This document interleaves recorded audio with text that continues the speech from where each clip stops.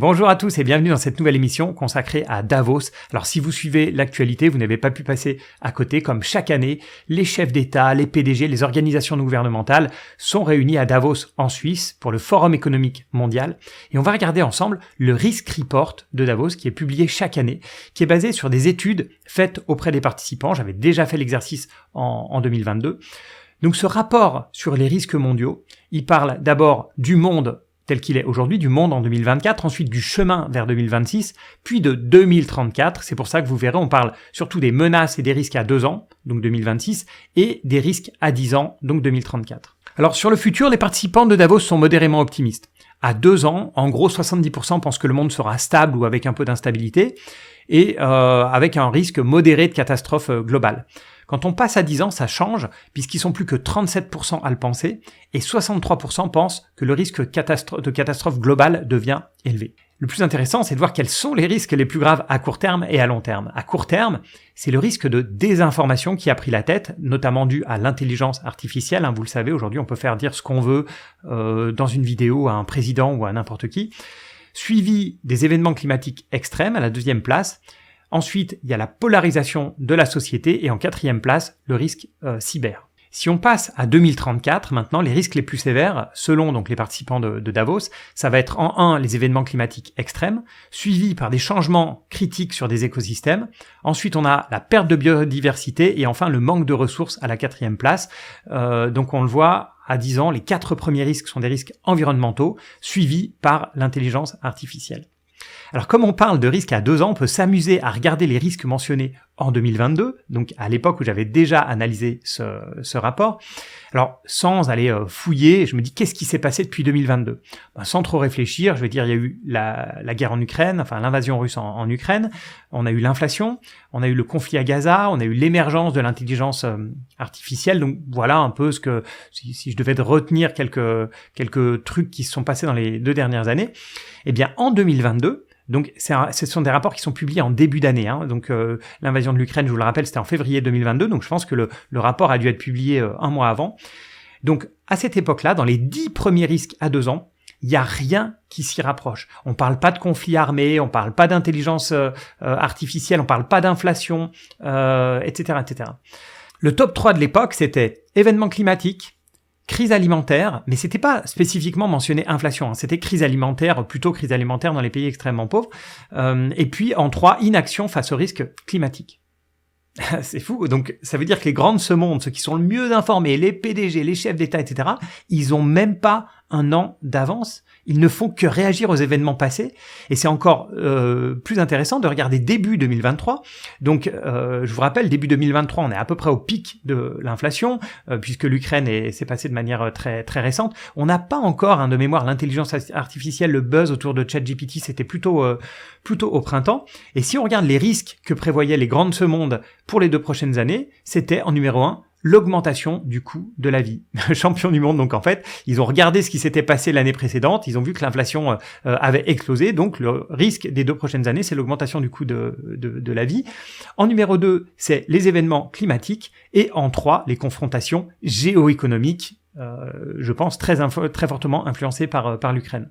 Et ce qui est intéressant, donc je le disais, c'est qu'à ce moment-là, on est juste avant le buzz sur ChatGPT, l'intelligence artificielle, etc. Et personne n'en parle, alors que on le voit en 2024, 1 an après, c'est monté dans le top des risques. On voit donc que le pouvoir prédictif sur 2 ans, il est à peu près proche de 0.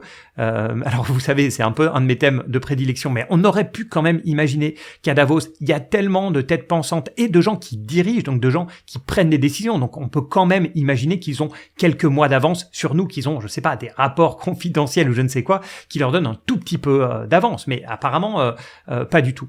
Mais il y a autre chose qui m'a choqué, c'est le fait que les risques climatiques, qu'ils soient très largement en tête sur 10 ans, je le comprends totalement, c'est extrêmement logique, mais qu'il le soit aussi sur 2 ans, ça me surprend énormément. Parce que je viens de relire le rapport du GIEC, enfin le résumé pour décideurs, c'est la 3e fois que je m'y plonge, et le risque climatique, il est réel, il est très réel, mais il est relativement lointain, enfin de ce que j'en ai compris, mais ça j'en reparlerai un petit peu en fin d'émission. Avant ça, il y a un graphique qui m'a beaucoup éclairé, et qui aide peut-être à comprendre pourquoi ils sont aussi mauvais dans leur pouvoir de prédiction.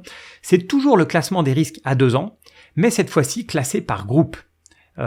parce que vous savez, à Davos, il n'y a pas que des politiques ou que des PDG, il y a d'autres personnes. Donc ils ont classé ça en société civile, organisation internationale, universitaire, gouvernement et secteur privé. Et donc, dans ces cinq groupes, si vous voulez, on a toujours les 3 mêmes risques en tête. C'est-à-dire que sur les 4 premiers risques, il y en a 3 qui sont communs à tous les groupes. On a les événements climatiques extrêmes, et on est toujours à 2 ans, événements climatiques extrêmes, désinformation et polarisation de la société. Ces 3 thèmes-là sont dans le groupe de 4 de toutes, que ce soit organisation internationale, universitaire, PDG, gouvernement, etc. Ensuite, on trouve des divergences, c'est vrai, sur des thèmes très précis comme la cybersécurité, qui est sur le podium des plus gros risques pour le secteur privé et les gouvernements, mais qui est beaucoup moins important pour la société civile, les universitaires, etc. Et j'ai trouvé ça intéressant parce que ça m'a rappelé, à chaque fois que j'ai fait des émissions sur la sagesse des foules ou l'intelligence collective, c'est un autre thème qui me plaît beaucoup. Or, il y a des conditions à respecter pour qu'une intelligence collective arrive à trouver un bon résultat. Il y a notamment 3 conditions principales. La première condition, c'est la diversité. Les personnes doivent être hétérogènes, elles doivent avoir des connaissances, des compétences différentes et souvent même un avis différent. Là, je suis partagé, mais allez, je vais dire qu'on est plutôt pas mal, parce que même si on peut se douter qu'il y a un gros risque que la majorité des personnes à Davos soient du même milieu, en tout cas qui vivent dans les mêmes villes, dans les mêmes quartiers, même si il n'y a pas que les pays riches à Davos, il y a un peu de tout, mais voilà, malgré tout, même si vous êtes un universitaire dans un pays, quel qu'il soit, vous êtes un universitaire, vous êtes quelqu'un du gouvernement, vous êtes un des PDG, etc., vous allez quand même tendance à vivre un peu de la même manière, un peu dans les mêmes quartiers, etc. Mais en termes de compétences, on peut espérer qu'il y ait de la diversité. Donc par exemple, du point de vue de l'environnement, on va avoir des scientifiques d'un côté, on va avoir des PDG de l'autre, des premiers ministres ou des gens du gouvernement, donc des compétences différentes, des gens qui vont connaître le sujet, d'autres beaucoup moins. La deuxième condition, c'est l'indépendance. Et c'est là où on a éventuellement un problème qui n'aide pas à trouver, à faire de bonnes prédictions. D'ailleurs, rien que le fait qu'ils discutent tous à Davos en ce moment, ça le montre. Il y a probablement une énorme influence. Par exemple, parmi les participants cette année, on va retrouver le PDG de Microsoft, Satya Nadella. On va retrouver Sam Altman, le patron du créateur de ChatGPT, OpenAI. Donc, quand vous avez Satya Nadella ou Sam Altman qui vous parlent d'intelligence artificielle, et que vous êtes, je sais pas, un universitaire ou un premier ministre, vous allez être écouté comme le Messie. Vous allez énormément influencer les autres. Donc je pense que comme on va avoir effectivement une diversité peut-être de compétences, mais que tous ces gens se parlent et s'influencent énormément, on a peut-être de la diversité à la base, mais il y a tellement peu d'indépendance de pensée, il y a tellement d'influence que finalement, je pense que cette deuxième condition n'est pas forcément réunie. Et ensuite, on a la troisième condition. La troisième condition, pour donner un chiffre juste dans le cas d'intelligence collective, c'est qu'il faut être incité à donner le chiffre le plus juste. Il faut une incitation. Donc sur les marchés, par exemple, c'est le cas, puisqu'il y a une incitation monétaire. Vous votez avec votre argent, si vous voulez. Vous allez investir, je sais pas, dans une société qui produit des panneaux solaires, parce que vous croyez vraiment que c'est l'avenir. Et si il y a quelque chose dans lequel vous avez une vague idée, mais vous n'y croyez pas réellement, vous n'allez pas mettre votre argent là-dedans. Et ici, pas du tout. Ça reste un sondage, ça reste des idées. Et même, on peut se dire que on serait plutôt incité à dire comme les autres. C'est-à-dire que si vous êtes dans les couloirs de Davos et que vous devez discuter avec, je sais pas, il y a un universitaire qui discute avec un membre du gouvernement français, qui discute avec quelqu'un de Greenpeace qui discute, etc. Tout le monde est là à discuter ensemble. Ça va parler climat, ça va parler intelligence artificielle, ça va parler des thèmes du moment, et c'est pas forcément là où vous allez lever la main pour dire ouais, mais finalement l'intelligence artificielle c'est pas si grave que ça, ou bien oui, bon, le risque climatique c'est plutôt à 15-20 ans qu'à 2 ans, etc. Donc voilà, il n'y a pas d'incitation, si vous voulez, on les fait pas, ils mettent pas leur vie en jeu, ils mettent pas leur argent en jeu, ils mettent pas voilà, il y a finalement, dire un risque qui est le bon ou pas le bon, c'est pas grave. Donc, cette troisième condition, je trouve aussi qu'elle n'est pas remplie. Je vais revenir rapidement sur le sujet du climat, parce que c'est le sujet principal, un petit peu moins à court terme cette année avec l'intelligence artificielle, mais ça l'est toujours, mais surtout à 10 ans, c'est le sujet qui est le plus important, sujet qui est inquiétant et puis passionnant à la fois. Oui, ça fait plusieurs années que c'est le risque principal, donc que ce soit ou dans les risques principaux, donc à 2 ans, à 10 ans, c'est un risque énorme pour la planète.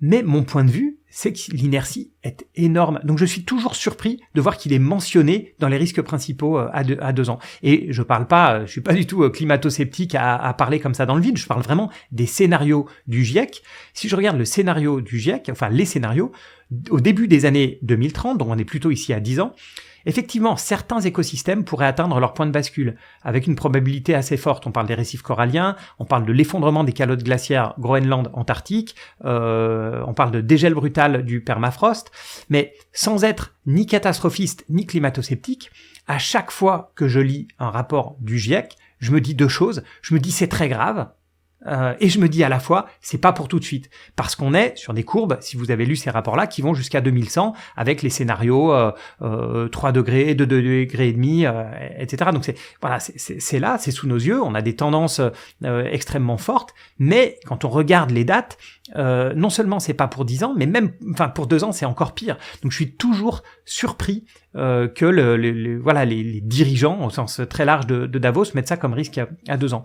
En fait, je trouve ça beaucoup plus judicieux de mettre dans les risques à court terme l'inaction climatique. C'est ce qu'ils avaient fait en 2022. Je trouve ça beaucoup plus logique de mettre comme risque à 2 ans l'inaction climatique plutôt que le climat lui-même. Alors, ce qui est à la fois rassurant et un petit peu inquiétant, c'est que les 2800 participants de Davos ne savent pas plus que nous ce qui va se passer dans les 2 prochaines années. Ils n'avaient bien sûr pas prédit le Covid-19, ils n'ont pas prévu la guerre en Ukraine, l'inflation, l'intelligence artificielle. Je vous encourage quand même à lire ce rapport qui est beaucoup plus large, il fait plus de 100 pages, beaucoup plus large que ce que je vous ai raconté. Il est très intéressant. Je vous encourage encore plus à lire le rapport du GIEC, donc le résumé pour les décideurs, qui fait 42 pages. C'est vraiment rien du tout à lire, ça se lit très rapidement. Alors c'est en anglais, malheureusement en anglais, alors le vocabulaire est quand même relativement simple. Si vous ne lisez pas du tout l'anglais, ce que je vous conseille, c'est de lire le résumé du Shift Project. Alors bien sûr, je vais vous mettre tout ça en lien, je vais vous mettre le rapport de Davos, je vais vous mettre le rapport du GIEC et je vais vous mettre le résumé du Shift Project en français. Seul bémol sur le résumé du Shift Project, c'est qu'il fait que 15 pages. Donc on passe du rapport du GIEC, le gros rapport du GIEC, de mémoire, il fait un peu plus de 600 pages. Ensuite, le résumé pour décideurs qui fait 42 pages. Ensuite, la version résumé du Shift Project qui fait 15 pages, mais bon, c'est toujours mieux que rien. Au moins, vous avez directement accès à la source, aux chiffres, en fait, de tous les scientifiques du GIEC. Voilà, merci beaucoup de m'avoir écouté. Vous pouvez me mettre en commentaire quels sont vos risques principaux à 2 ans, à 10 ans. On va voir si c'est les mêmes risques que ceux des grands décideurs ou si c'est autre chose. Merci en tout cas de m'avoir suivi. N'oubliez pas de mettre une note sur le podcast, de liker si vous aimez cette vidéo. Et puis, pour ceux qui me regardent en vidéo. Et puis à bientôt pour une autre émission.